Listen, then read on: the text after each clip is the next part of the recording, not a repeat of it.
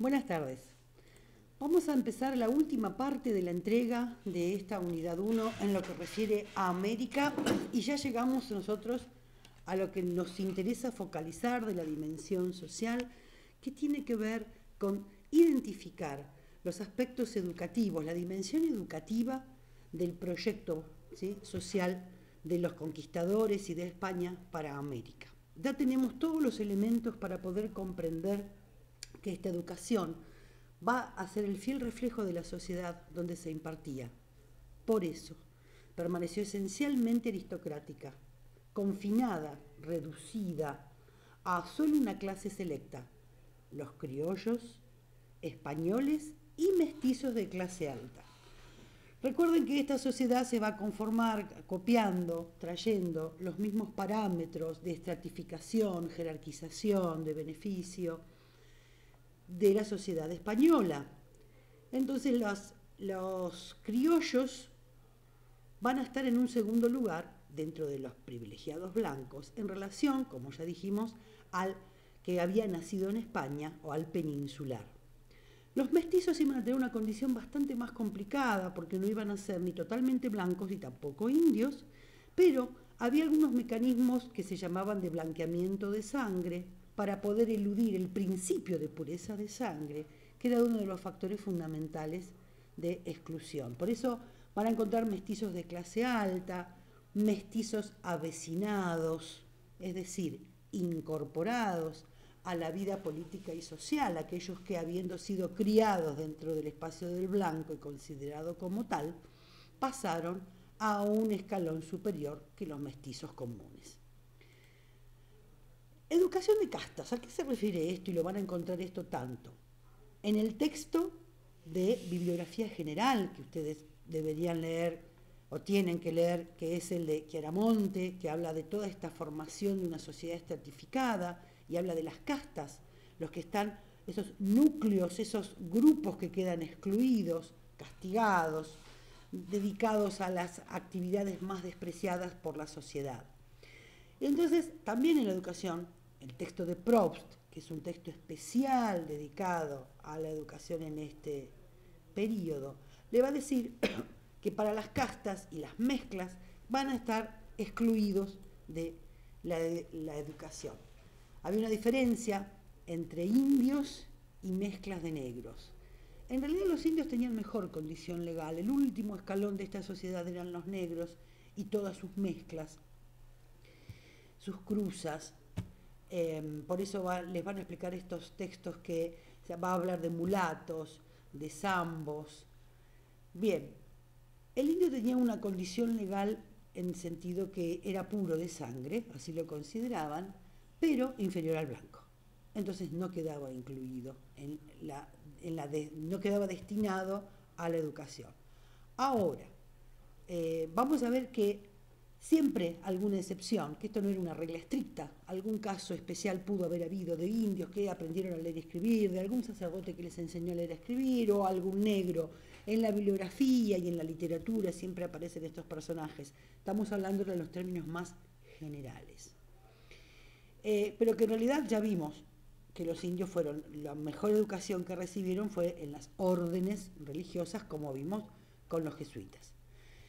En Perú y México, que fueron las primeras ciudades, sí tomaron algunos hijos de caciques y los llevaron algunas mujeres a los conventos que crearon allá, algunos hijos de caciques para enseñarlo, pero siempre con la finalidad de tomar al líder, de traerlo y cooptarlo para su proyecto político, para poder hacer el proceso de aculturación e imposición de la cultura dominante, pero solamente en esos casos. En las instituciones más comunes de lo que luego vamos a ver hacia el sur, que va a ser el virreinato del Perú, no fue tan común.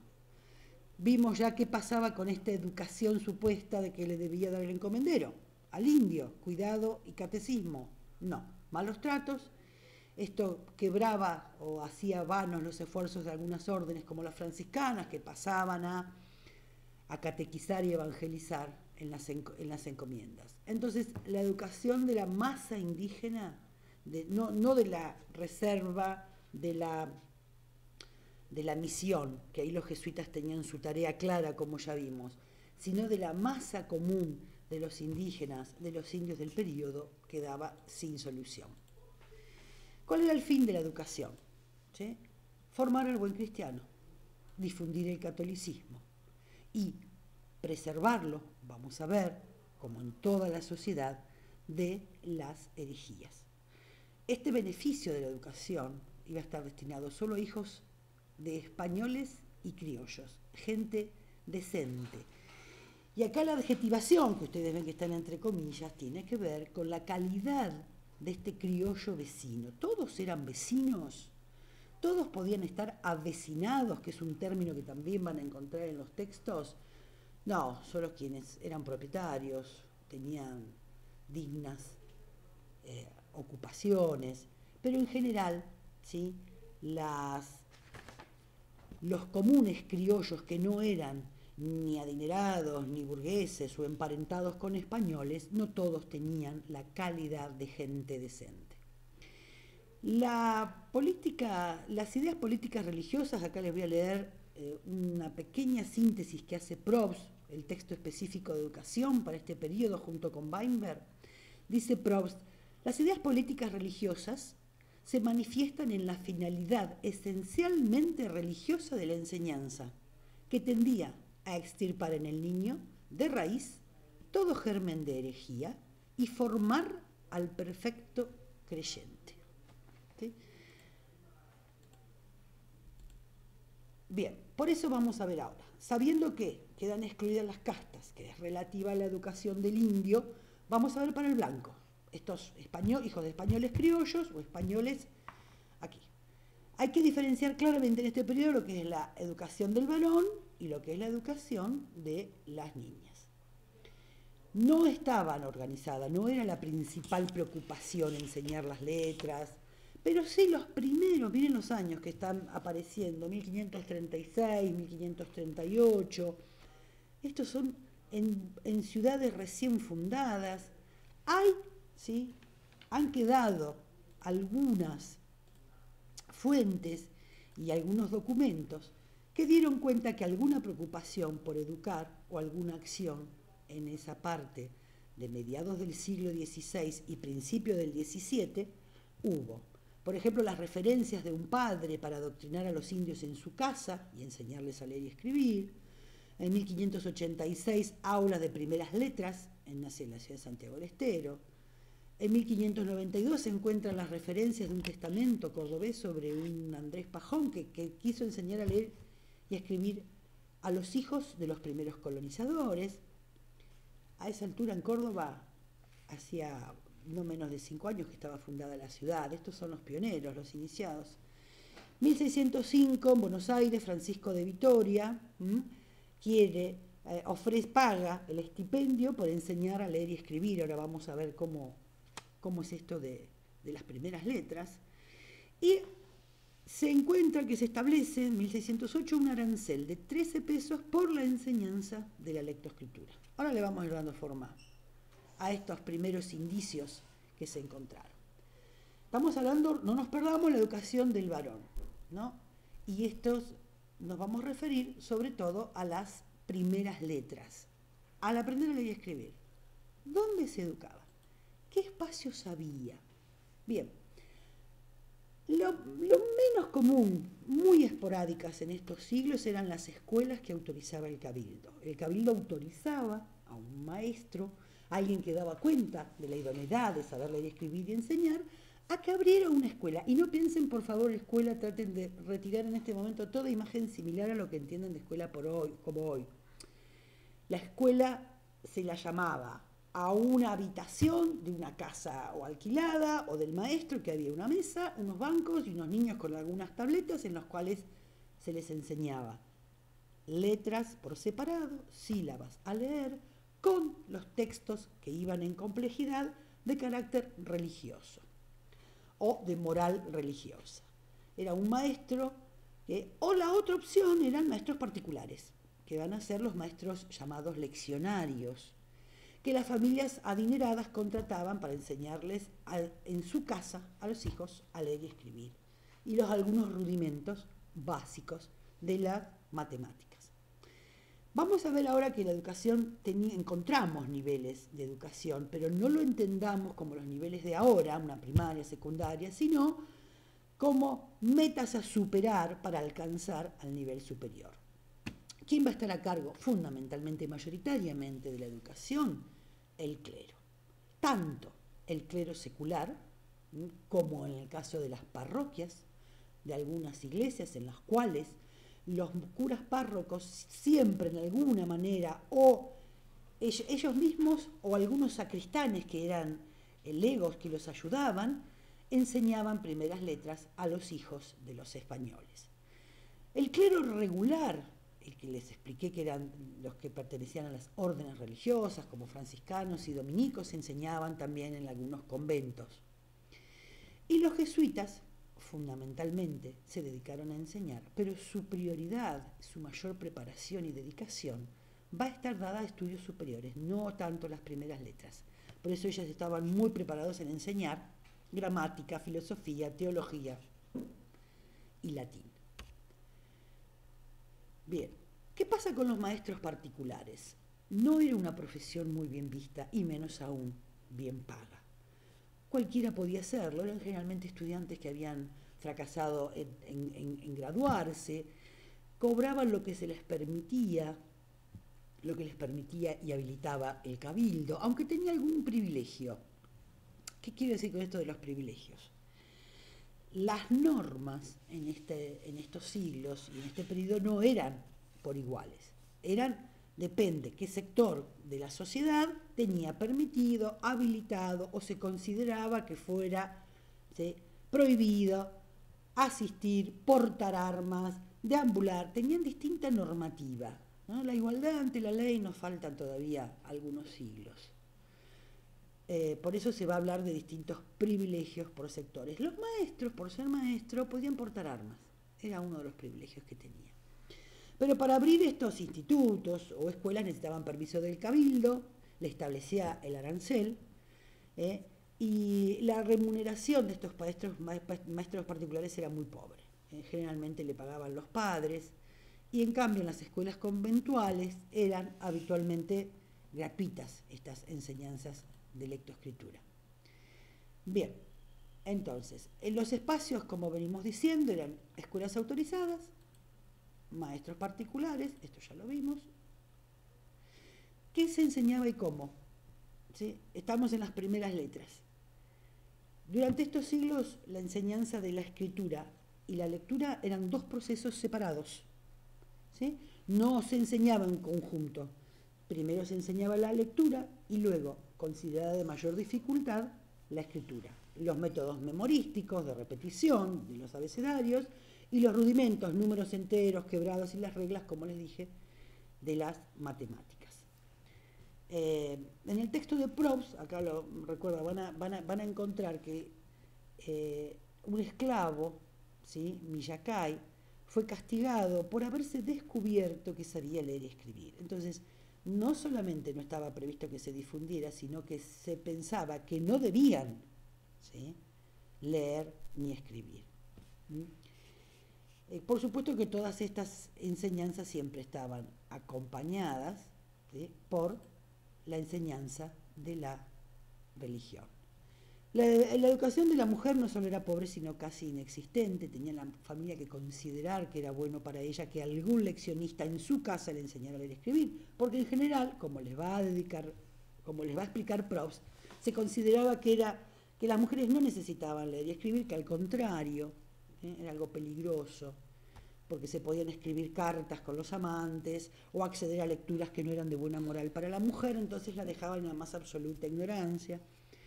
Y se les enseñaba a leer, a pintar y escribir la firma y las manualidades que se consideraban que debía saber una buena niña o dama para luego dirigir el hogar. Una vez que se aprendían las primeras letras, aquellos que tenían esta escasísima pero había oportunidad o deseo de seguir estudiando, tenían que pasar a estudiar los estudios preparatorios. Podría considerarse como un segundo nivel de enseñanza. Ustedes dirán, ¿cuándo? ¿A qué edad? ¿De qué manera? ¿Cómo se graduaba? No estaba establecido. Dando cuenta de saber las primeras letras y los rudimentos de las matemáticas, podía pasarse, tenía las capacidades para poder pasar a un segundo nivel que era de carácter exclusivamente preparatorio. Aquí sí, ya pocos particulares, ¿sí? Fundamentalmente las órdenes religiosas eran las que se encargaban de dar estas clases. A partir de 1599, cuando los jesuitas comienzan a armar y a fundar sus colegios, se implementa la Ratio Studiorum, que ustedes vieron en la unidad, en la parte de esta unidad, en la primera parte con la profesora Glenda, este programa completo de enseñanza que establecía tiempos, modos, contenidos, disciplina, esta ratio, ¿no?, que era todo un programa de estudio, los jesuitas la implementan en sus colegios. Pero entonces, sabiendo leer y escribir, tenían que dedicarse a aprender latín. Pasaban a estudiar latinidad, o también se les solía llamar gramática. Ustedes vieron en la primera parte, ¿sí?, qué era lo necesario de estudiar, qué estudiaban los humanistas: los textos clásicos, las lenguas, para poder leer los libros sagrados, y el estudio del latín era fundamental, porque esta era la base de los estudios superiores. Y aquí era más difícil dónde estudiar, tenía que haber colegios o aulas, llamadas así. Las aulas eran espacios donde se enseñaban, y las universidades, la mayoría de las universidades, que vamos a ver ahora cómo se fueron creando, también incorporaban estas enseñanzas, ¿sí? Los preceptores particulares tenían que dar cuenta de un conocimiento firme del latín, porque no todos podían ser profesores o maestros en este nivel. También solía enseñarse a veces retórica, como vieron que eran los estudios humanísticos, como se enseñaba en Europa, y poética. Bien, entonces, en este primer nivel preparatorio, considerado de educación superior, ¿sí?, pero es del nivel preparatorio de gramática o latinidad, estudiaban latín, griego, castellano, y acá van a encontrar ese carácter propedéutico, significa de preparación para, lo requerido como base para ingresar. También había un curso de humanidades, otro de retórica, y ya, miren estos datos que ahora vamos a armar. En 1610, en Córdoba, ¿sí?, en el Colegio Máximo. Vamos ahora a estudiar cómo los jesuitas fueron creando en Córdoba instituciones para formar a los novicios, a los futuros sacerdotes de su orden, pero también para formar a los que venían fuera de la orden religiosa. Entonces, este Colegio Máximo, que lo abren para los noviciados, allí se imparten latinidad, los grados de la gramática. En 1617 también los jesuitas, Colegio San Ignacio en Buenos Aires, y otro colegio que es muy famoso aún hoy, que es el Colegio de Montserrat, que lo abren también pensionado, cursaban latinidad para poder luego, ¿sí?, seguir estudios superiores en la universidad. Una vez que daban cuenta de estos conocimientos de latinidad, pasaban a la facultad menor, la facultad de filosofía o facultad de artes, ¿sí? Esta era requerida para poder pasar a estudiar y estudiar luego en la facultad superior, ¿sí? Aquí ya se enseñaba filosofía, lógica, física, metafísica, aproximadamente era a partir de los 15 años que emprendían estos estudios, duraban 3 años, y cuando se recibían tenían grados de bachiller, de conocedor de la filosofía, licenciado o maestro, de acuerdo a los exámenes que lograran rendir. Terminar con estos estudios, tener uno de estos grados, significaba la posibilidad de ingresar a alguna de las ramas superiores. Entonces, esta facultad menor o facultad de artes era la base de los verdaderos estudios superiores y era requerido como tal, ¿sí? ¿Cuál era el tercer nivel de la educación superior? Pensando en los mínimos que accedían, en el tercer ciclo o facultad superior, podían ellos estudiar solamente en América, en aquellos siglos, 3 carreras que tenían que ver con la medicina, con el derecho y con la teología. Y también otorgaban 3 tipos de título, que era el bachiller, que habilitaba para ejercer la profesión, si a la vez daban cuenta de más exámenes, se los habilitaba para enseñar, y el grado de doctor significaba mayor ciencia y autoridad. Ahora bien, ¿qué podían estudiar y dónde? Ya les había advertido yo que podían estudiar teología, derecho o medicina. Pero no piensen en la institución universitaria como hoy, que en cada universidad hay muchas carreras.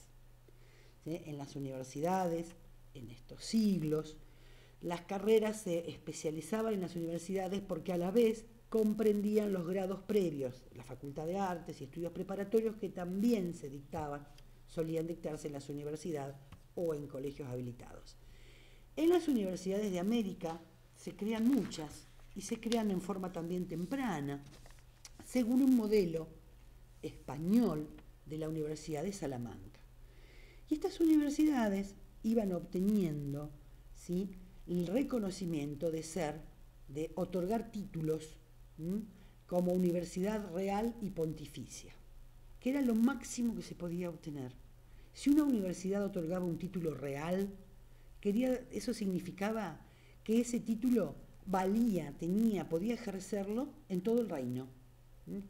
Y a la vez, si era reconocida por el Papa y era una universidad real y pontificia, ese título otorgaba grado válido a toda la cristiandad. ¿Sí? Entonces, ¿qué universidades se fueron creando tempranamente en América? La primera en 1538, en Santo Domingo, donde se cursaban estudios generales. La segunda, en la cual se podía estudiar medicina, 1551 en México, en Lima 1555, ¿sí?, la Universidad de San Marcos en Lima, también medicina. Pero lo que luego va a ser nuestro territorio, lo que va a tener mucha influencia en lo que para el siglo XVIII va a ser el Virreinato del Río de la Plata, fueron las universidades de Córdoba, creada en 1613, especializada durante muchísimo tiempo en teología y cánones, y la Universidad de Charcas o Chuquisaca, ¿sí?, también creada en forma temprana en 1623, pero dedicada al estudio de las leyes. Los licenciados, ¿sí?, eran abogados en leyes civiles, los que se podían recibir en Chuquisaca.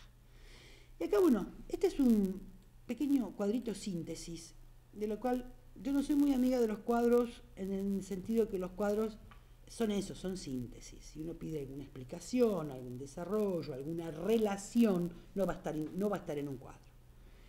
Se los dejo para que puedan ordenar y que les quede claro que hay primeras letras, primer nivel de educación preparatoria, ¿sí?, que luego está la facultad menor como el segundo nivel de la educación superior y la facultad mayor. Los títulos, todos otorgaban títulos, ¿sí?, tanto la facultad menor otorgaba título de bachiller o licenciado en filosofía, y los títulos para ejercer las profesiones liberales que conocemos, medicina, derecho o teología, se otorgaban en las facultades mayores. Nosotros estamos muy interesados en, vamos a hacer ahora un poco más de foco en la universidad fundante de nuestro territorio, que va a ser la Universidad de Córdoba.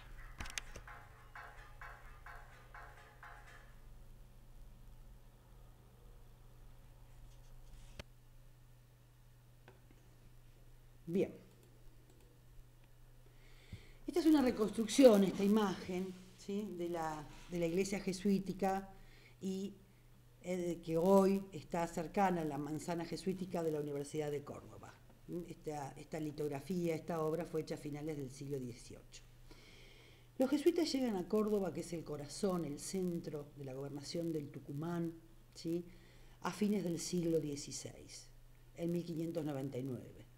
Una de las primeras obras, ni bien llegaron, se les cedieron terrenos, ahora lo vamos a ver, el cabildo les cede espacio en un lugar céntrico para que vayan creando sus instituciones, ¿sí? Entonces lo primero que hacen es el noviciado para poder formar el clero local, y luego el colegio máximo de 1610, donde se impartían estos estudios preparatorios y algunas de las clases de la Facultad de Arte.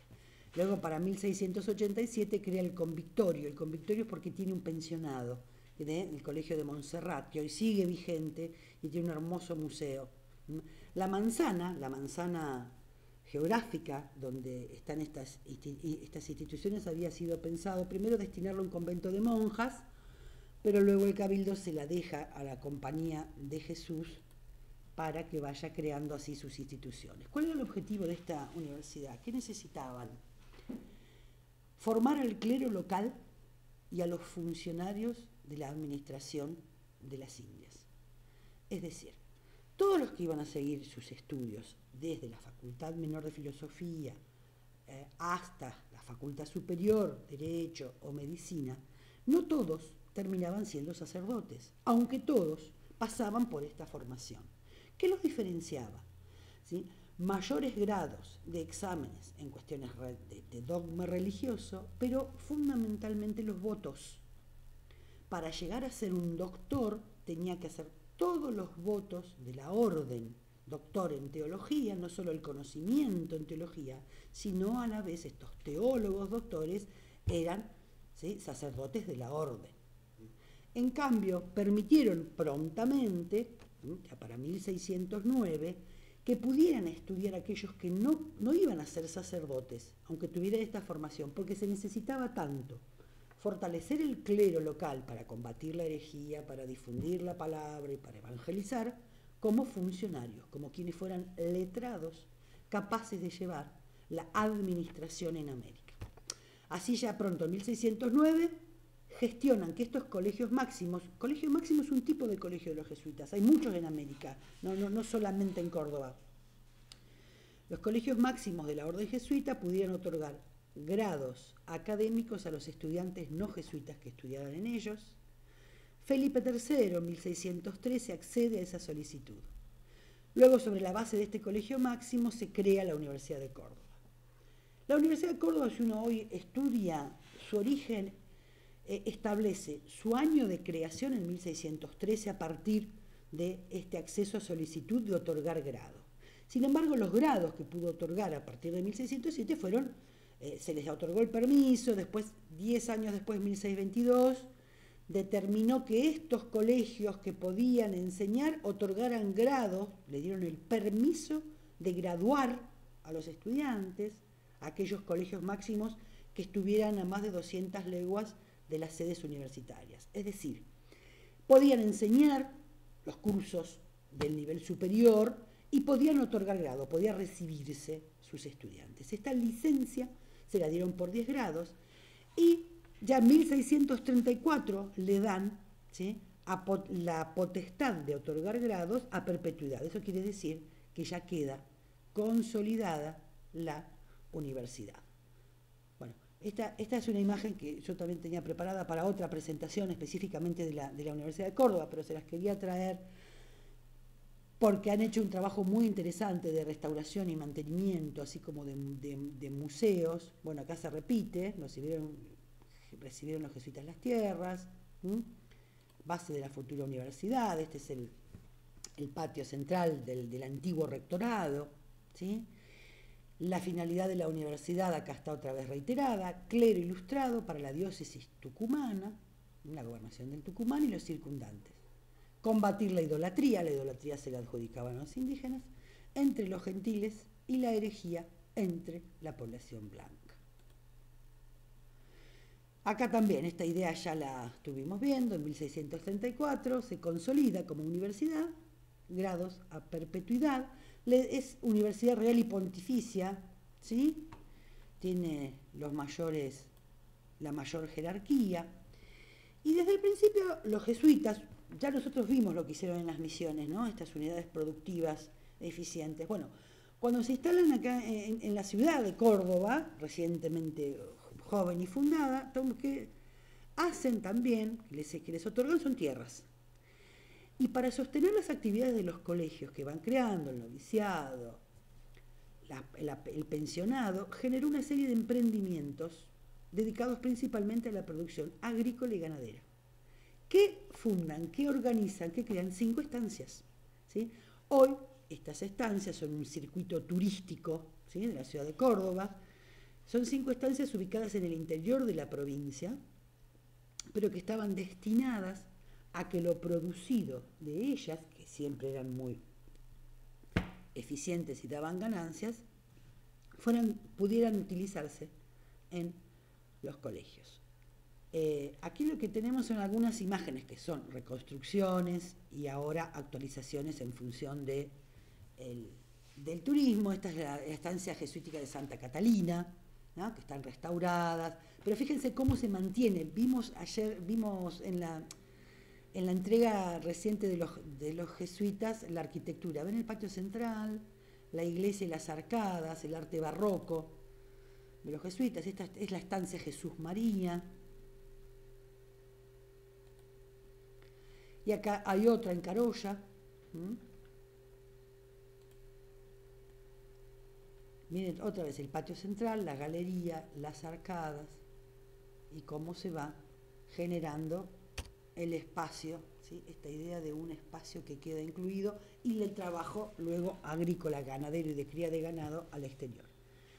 Bien, estas entregas de teórico que son sintéticas, en el cual nos falta el ida y vuelta, nos falta la palabra de ustedes, nos falta la pregunta, pretenden ser síntesis que los guíen y orienten en los conceptos más importantes a estudiar. A ustedes les van a quedar, pero no les va a reemplazar la lectura de los textos. Para la parte de América, los textos de Chiaramonte son fundamentales, nos ubican en la época y nos pueden dar la articulación, que nosotros la tenemos que pensar, de la dimensión económica, política y fundamentalmente los textos de Weinberg y Probst para la dimensión educativa y una dimensión social y de mentalidad que vamos a entender con mayor fuerza si leemos el texto de Todorov, que nos va a explicar qué pasó en este choque, destrucción de culturas, y poder luego llegar a una explicación mínima con los elementos que tenemos de qué sociedad se conforma en América, qué educación se impartía, con qué objetivos y fines, y cuáles eran las instituciones, teniendo siempre presente el rol fundamental, principal, ¿sí?, de actor en este sentido de la Iglesia, porque la Iglesia estructuraba no solo la educación, la mentalidad, sino la vida de toda esta sociedad. Los invito a seguir viéndonos en los horarios de consulta mío de los martes y bueno, nos vemos en el siglo XVIII, la próxima entrega de la unidad 2.